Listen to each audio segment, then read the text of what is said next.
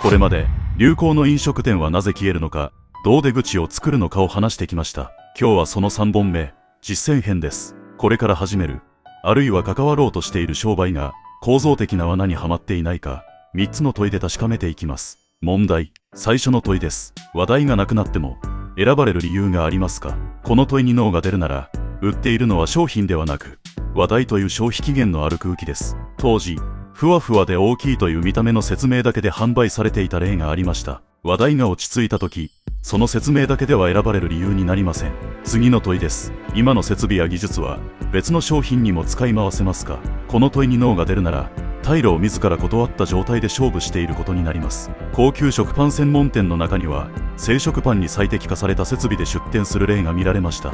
特定の商品専用に投資するほど、方向を変えたくなった時の選択肢が狭くなります。最後の問いです。売上が半分になっても、家賃と返済を止めずに払えますか？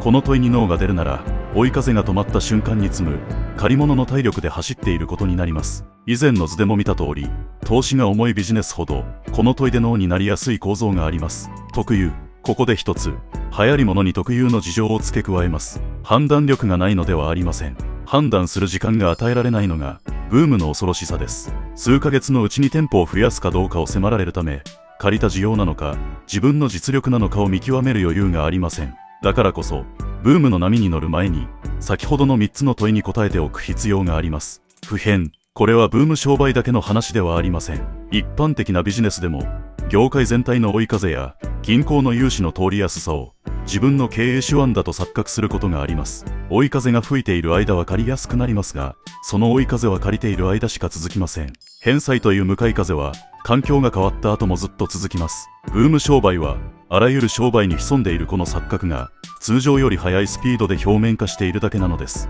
結語、流行り物は特殊な悪ではありません。すべての商売にある危険が異常な濃度で押し寄せてくるだけです。3つの問いにノーが並ぶなら、それは実力不足ではありません。入る前から見えていた構造です。